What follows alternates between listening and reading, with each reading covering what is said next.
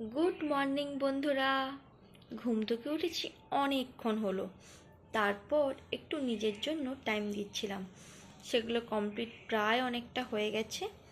এবারে যাব নিজের ঘরের কাজ, যেগুলো সারাদিন থাকে আমার, ঝাড় দেওয়া, ঘর মোছা, স্নান করে গপুদেরকে ঘুম থেকে তুলে পুজো দেওয়া, তাদের সেবা করা, সমস্ত কাজ।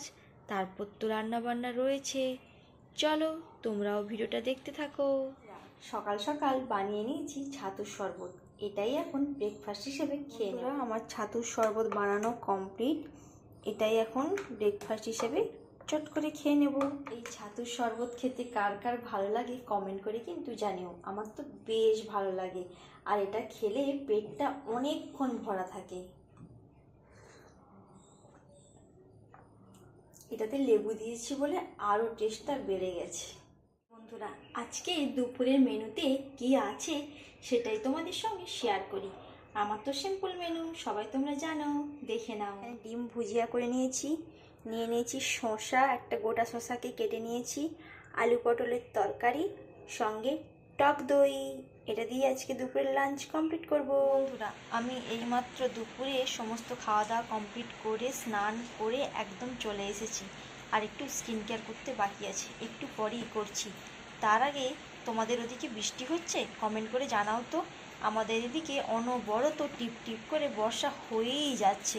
চলো তোমাদেরকেও বাইরের প্রকৃতিটা একটু দেখিয়ে দিই। দেখো বন্ধুরা, বাইরে অনবরত বৃষ্টি হয়েই যাচ্ছে দেখো, আর বাইরের প্রকৃতিটা একদম সবুজ লাগছে। বৃষ্টি হলে গাছগুলো যেন একটা অন্যরকমই তাজা হয়ে ওঠে, তাই না বলো? আমার তো দারুণ লাগছে। আর এই দেখো, আমার নয়নতারা গাছে বেশ সুন্দর ফুল ফোটে। এই দেখো, এই যে ফুল ফুটেছে, কি সুন্দর ফুল ফুটেছে, তাই না? আর এদিকে টপটাতে দেখো আমার তুলসী গাছ আছে, আর দেখো এদিকে কারি পাতা গাছ আছে। একটা কারি পাতা গাছ প্রায় শুকনো হয়ে গেছে, কিন্তু এই কারি পাতা গাছটা আমার বাবা লাগিয়ে দিয়েছিল। দেখো কি সুন্দর হয়েছে, বেশ ভালোই লাগছে কিন্তু। আর বাইরের প্রকৃতিটাও অপূর্ব লাগছে।